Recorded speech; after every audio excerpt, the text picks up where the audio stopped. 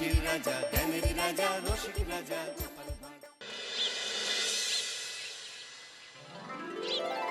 সত্যি এই বছর আমাদের কৃষ্ণনগরে ঠাকুর মুখ তুলে চেয়েছেন। হ্যাঁ মহারাজ, ধান একেবারে পরিপূর্ণ হয়েছে। তা কবে ধান কাটা হবে পুটির বাবা? ধান তো একেবারে পেকেই এসেছে, সপ্তাহখানেকের মধ্যে ধান কাটতে হবে। বেশ বেশ, তাহলে তো ভালোই হলো। এই মাসের শেষের দিকেই তো নবাব বাহাদুরকে শস্যের খাজনা পাঠানোর কথা। হ্যাঁ মহারাজ, এবারে নবাব বাহাদুর খুশি হবে। ঠিক বলেছ গোপাল।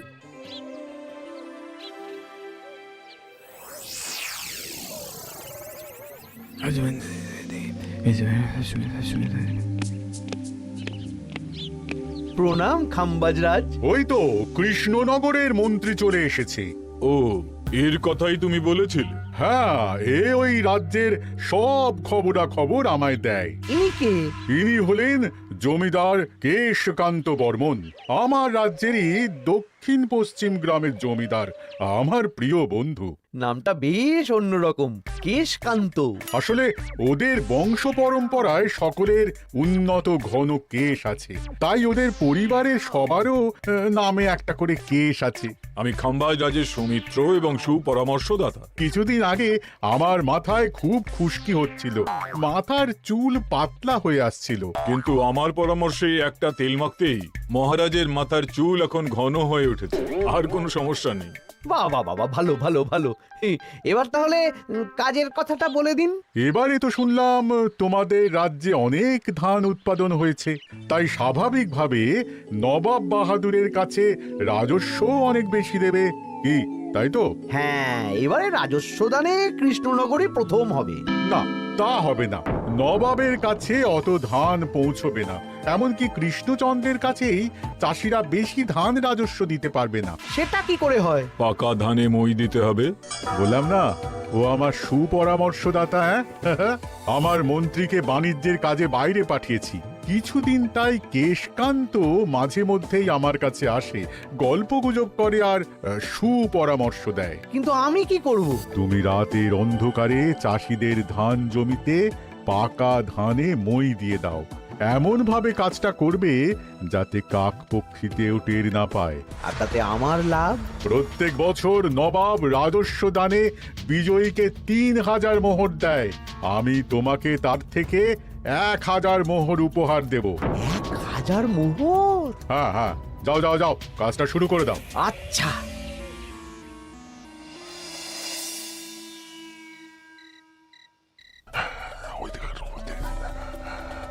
তাহলে আর দেরি কেন, মন্ত্রীমশাই কথা মতো কাজ শুরু কর। হ্যাঁ চল।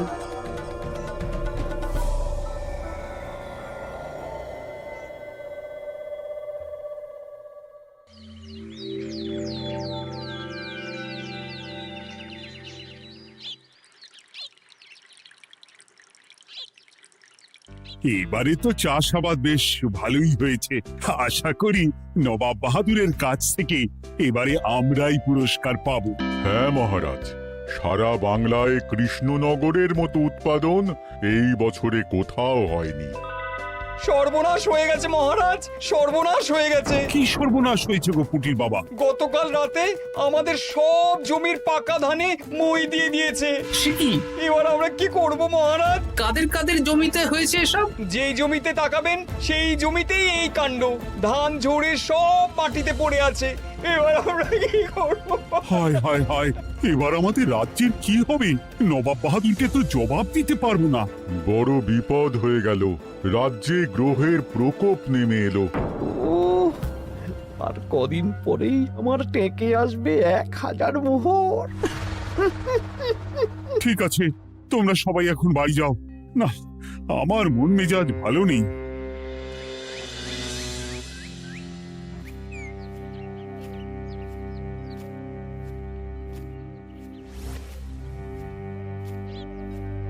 ওগো, তুমি শুনেছো কি হয়েছে? পুঁটির মা হাউ হাউ করে কাঁদছিল গো।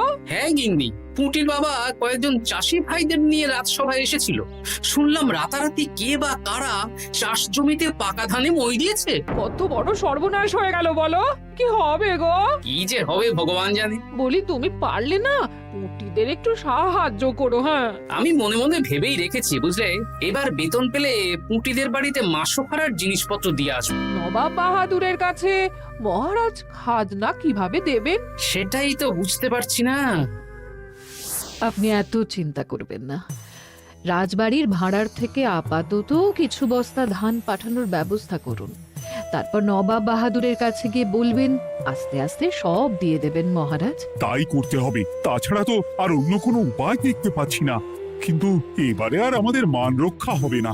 দেখি 2-1 দিনের মধ্যেই যতটা সম্ভব ভাড়া থেকে ধান পাঠানোর ব্যবস্থা করব।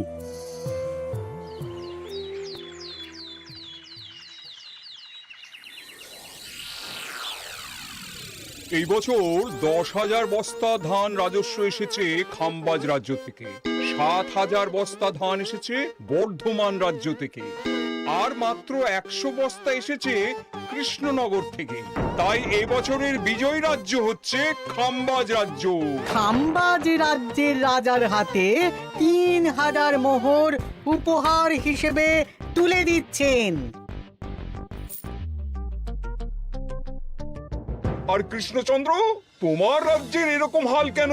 এবারে আমাদের সমস্ত রাজ্যের পাকা ধানে কেউ বা কারা মই দিয়ে দিয়েছে। সেসব তোমার মাথা ব্যথা, আমার ধান কোথায়? 100 বস্তা ধান রাজস্ব, কম করে 800 বস্তা ধান রাজস্ব দেওয়ার কথা, কিন্তু তুমি তোমার কথার খেলাপ করেছো। এই বছর আমি নিরুপায় জাহাপানা। আমিও নিরুপায়।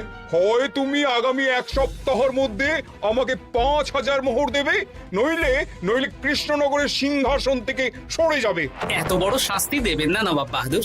আপনি অন্তত মাস 6 সময় দিন, আবার ধান চাষ করিয়ে আপনাকে প্রাপ্য ধান দেওয়া হবে। বেশি কথা বলছো কৃষ্ণচন্দ্র, তুমি 5,000 নয় 6,000 মোহর 1 সপ্তাহের মধ্যে দেবে। বেটা গোপাল বেশি পাকা, অত কথা বলতে কে বলেছিল?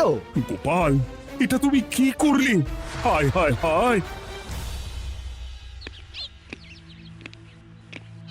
সর্বনাশের সময় যখন ঘনিয়ে আসে তখন বিপদের ওপর বিপদ এভাবেই আসে। আমার পাওনা। আরে এখন না, তোমাকে পাঠিয়ে দেব। ওই দেখুন, খাম্বাজ রাজের সাথে কথা বলছে। এখন বেশি কথা বললে কৃষ্ণচন্দ্র আর গোপাল সন্দেহ করবে। চলুন তো দেখি ওখানে গিয়ে কি কথা বলছে। কি কথা বলছো মন্ত্রী? মন্ত্রী আমায় বিজয় অভিনন্দন জানাচ্ছিল। বিজয় অভিনন্দন তো উপহার পাওয়ার সময় জানাতে পারতেন মন্ত্রী মশাই। যাই হোক, আপনাকে তো ঠিক চিনতে পারছি না। আমার নাম কেশকান্ত, আমি খাম্বাজ রাজ্যের দক্ষিণ পশ্চিম গ্রামের জমিদার। কেশকান্ত আমার বিশেষ বন্ধু। আপনার কেশ নিয়ে বেশ ভাব দেখছি। হ্যাঁ, ওই কদিন আগে তো খাম্বাজ রাজের মাথার চুল পাতলা হয়ে আসছিল, খুশকি হচ্ছিল আর কি। তো ওনার পরামর্শে একটা তেল মেখেই তো খাম্বাজ রাজের আবার ঘন কালো চুল ফিরে এসেছে। কেশকান্ত জমিদার হতে পারে, কিন্তু ওর অর্থনৈতিক অবস্থা তাবর রাজাদের থেকে অনেক ভালো। কয়েক হাজার বিঘা জমির মালিকও, তার সাথে চুলের তেলের ব্যবসা করেও হাজার হাজার মোহর রোজগার করে। এই এখন চুল নিয়ে চুলোচুলি না করে চলো কৃষ্ণনগরে ফিরি। এমনিতেই মন মেজাজ খারাপ, 1 সপ্তাহের মধ্যে আবার 6,000 মোহর জোগাড় করতে হবে। হ্যাঁ, চলুন চলুন।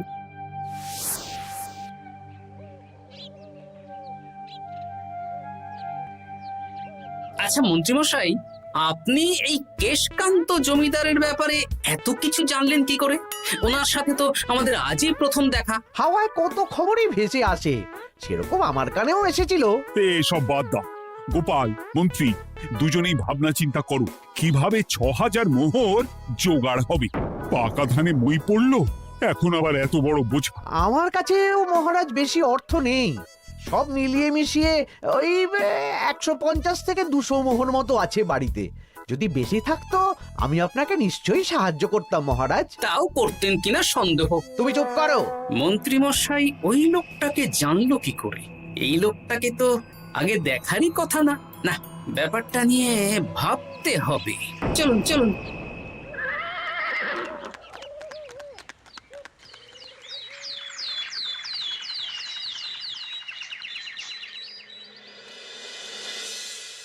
বুঝলে গিন্নি, 1 সপ্তাহের মধ্যে মহারাজকে 6000 মোহর জোগাড় করতেই হবে, নইলে সিংহাসন ছাড়তে হবে। এখন কিন্তু আমাদের উচিত মহারাজের পাশে দাঁড়ানো। কিছু ভেবেছো কি? আপাতত আমার বিয়েতে পাওয়া আংটি বন্ধক রাখবো, আর তুমি যদি হ্যাঁ হ্যাঁ, আমার যে দুটো গয়নাগাটি আছে ওগুলো বন্ধক রাখো, পরে আস্তে আস্তে ছাড়িয়ে নেবক্ষণ। দেখি বাকি সভাসদদেরকেও বলবো, যে যতটা পারে, তারপর ভগবানই ভরসা।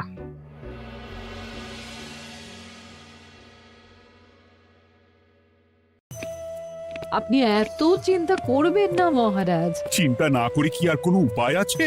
সিন্ধুকে যা আছে তা দিয়ে 3000 মোহর হয়ে যাবে, কিন্তু তারপর আর কি করব? এবার কি নিরুপায় হয়ে জায়গা জমি বিক্রি করতে হবে? কিছু একটা করতেই হবে। আপনি গোপালকে একবার বলে দেখুন, প্রত্যেকবার যখনই বিপদে পড়েছেন তখন গোপালই আপনাকে বাঁচিয়েছে। দেখি আগামীকাল রাজসভা শুরু হওয়ার আগেই গোপালের সাথে ব্যাপারটা নিয়ে আলোচনা করব।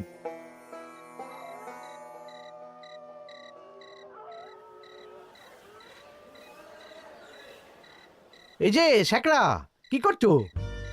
এই তো, বলুন। শোনো, আমার গিন্নির জন্য একটা হীরের হার বানাতে হবে, ওই 1000 মোহরের মধ্যে। 1000 মোহরে তো হীরের নাক, কান, গলা, হাত, পা সব গয়না, এই সব গয়না হয়ে যাবে মন্ত্রীমশাই। তাহলে বানাও, এই নাও 1000 মোহর। ওরে বাবা, মন্ত্রী মশাই, 1000 মোহর! এই মন্দার বাজারে এত মোহর কোথায় পেলেন? গতকালই তো বললেন আপনার কাছে 150 থেকে 200টা আছে। সে যেখান থেকেই পাই তাতে তোমার কি? না, আমার কিছু না। শ্যাকরা, আমি কয়েকটা গয়না বন্ধক রাখবো। দেখি কি আছে। এই সব মিলিয়ে এতে আমি 15 মোহর দিতে পারবো। বেশ, তাই দাও। আমি ধীরে ধীরে শোধ করে গয়নাগুলো ছাড়িয়ে নেব। হ্যাঁ, মন্ত্রীর ব্যবহারগুলো বেশ সন্দেহজনক লাগছে। দেখি, গুপ্তচরকে কাজে লাগাতে হবে, মন্ত্রীর পিছনে ছায়ার মতো লেলিয়ে দিতে হবে।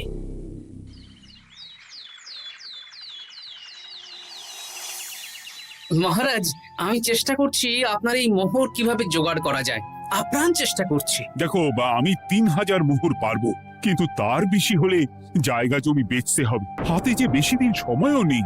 আচ্ছা মহারাজ, দেখছি। তবে মন্ত্রীমশাই চাইলেই আপনাকে 1000 মোহর দিয়ে সাহায্য করতে পারতেন, কিন্তু উনি তা না দিয়ে ওনার গিন্নির গয়না বানাচ্ছেন, হীরের গয়না। কি মন্ত্রী তো কালকেই বলল ওর কাছে 150 থেকে 200 মোহর আছে মাত্র, 1000 মোহর কোথা থেকে পেল? সে উনিই জানেন, তবে তার খবর খুব তাড়াতাড়ি আশা করি পেয়ে যাব মহারাজ।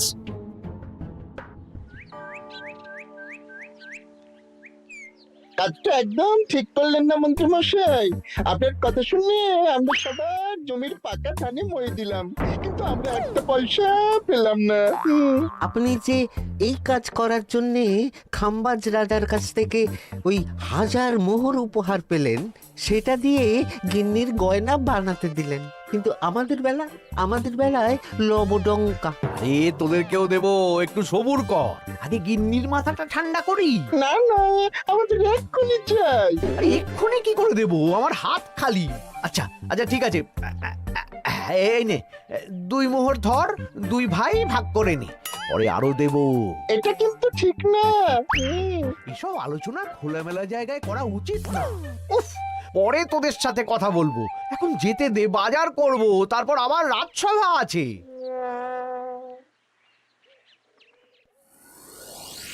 আচ্ছা, এই ব্যাপারটা মহারাজকে আর গোপাল দাদাকে জানাতে হবে।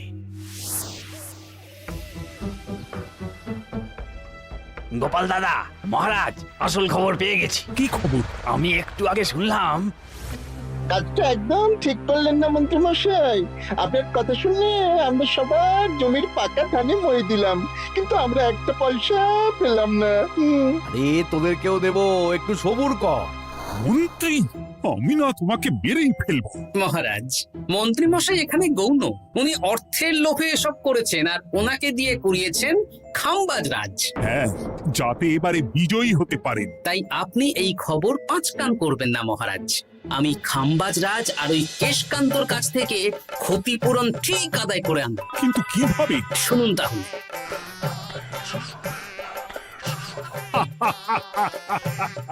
দারুণ বুদ্ধি। তাহলে এখন আসি মহারাজ, কাউকে কিচ্ছু বলার দরকার নেই। আপনি শুধু আগামীকাল সন্ধেবেলা খাম্বাজ রাজের দরবারে চলে আসুন, পারলে নবাব বাহাদুরকেও সঙ্গে করে নিয়ে আসুন। হ্যাঁ,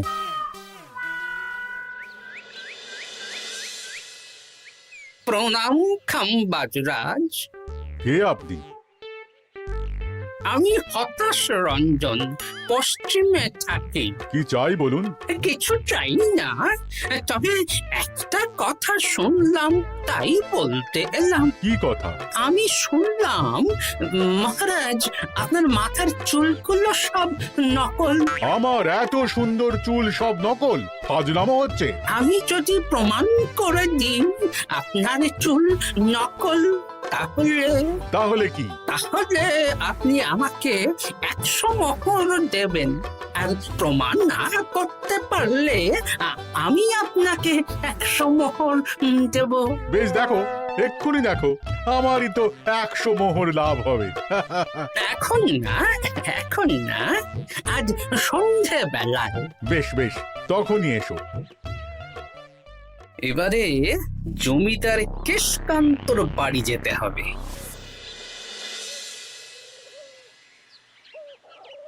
জমিদার মশাই বাড়ি আছেন? কে মশাই আপনি? আমি হতাশ রঞ্জন, পশ্চিমে থাকি। আমি বিশাল ক্ষমতাশালী লোক। কিসের ক্ষমতা? আমি রাজরাজাদের মারধর করি, চুল ধরে টানি, শাস্তি দিই। এসব কি উল্টোপাল্টা বলছেন? খাম্বাজ রাজ আপনার বন্ধু না? হ্যাঁ, প্রিয় বন্ধু। ওনাকেও আমি আপনার সামনে চুল ধরে টানবো, কিন্তু উনি কিচ্ছু করতে পারবেন না। উনি আপনাকে শুলে চড়াবেন। কিছুই করতে পারবেন না, বললাম না আমি বিশাল ক্ষমতাশালী লোক। বিশ্বাস হচ্ছে না তো? তাহলে বাজি ধরুন, 10,000 মোহরের বাজি। 10,000 মোহরের বাজি? হ্যাঁ, আজ আমি খাম্বাজ রাজের রাজবাড়ি যাব, আর আমার শক্তি প্রদর্শন করব।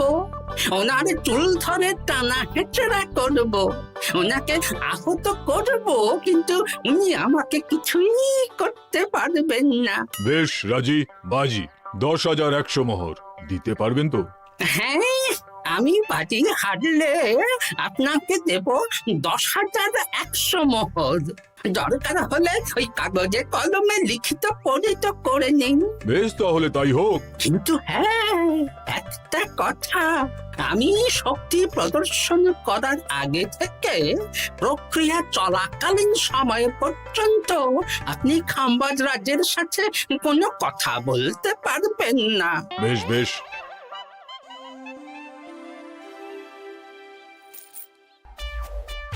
তাহলে শুরু করি।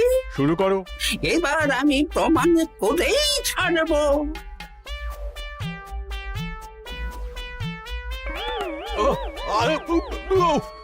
লাগছে লাগছে, বাবারে, লাগছে এই সেরেছে। লাগছে, এ তো সত্যি সত্যি চুল ধরে টানছে। লাগছে লাগছে, বাবারে, বাবা। ওরে বাবা রে বাবা, কি শক্ত! এ কি, খাম্বাজরাজ কিছুই তো বলছেন না? তাহলে কি আমি হেরে গেলাম? না না খাম্বাজ রাজ, আমার ধারণা ভুল, যা শুনেছি তাও ভুল। এবার বিশ্বাস হলো তো? দাও দাও, এবারে 100 মোহর দাও। দিন কেশকান্ত মশাই, আমাকে 10,100 মোহর দিন। এ কি, ও তোমাকে 10,100 মোহর কেন দেবে? ওনার সাথেও তো বাজি ধরেছিলাম। কি বাজি? আপনার এখান থেকে বেরিয়ে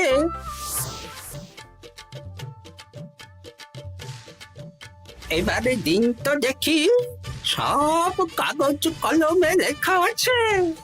এই নাও। হায় হায় হায় হায়। সাবাস গোপাল, সাবাস, তুমি আমার মুখ রক্ষা করেছো। গোপাল, কৃষ্ণচন্দ্র, নবাব বাহাদুর, আপনারা? হ্যাঁ, আমি গোপাল। এটা ছাড়া আর কোনো উপায় ছিল না খাম্বাজরাজ।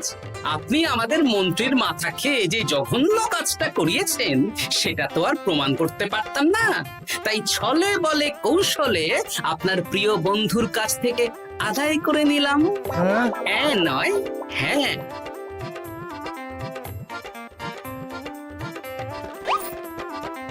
এই নিন মহারাজ।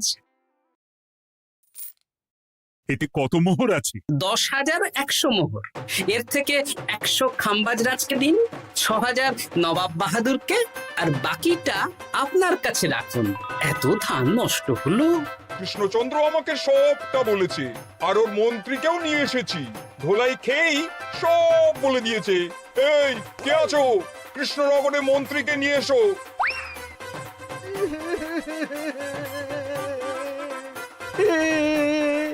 মার খেয়ে আমি সব বলে দিয়েছি খাম্বাজরাজ। উদ্ধার করে তো জাহাপানা, আমাকে ক্ষমা করে দিন। এর কোনো ক্ষমা নেই। তোমাকে আমি কারাগারে বন্দি করব। হায় হায় হায়, সামান্য টাকার লোভ করতে গিয়ে পুরো মাঠে মারা গেলাম।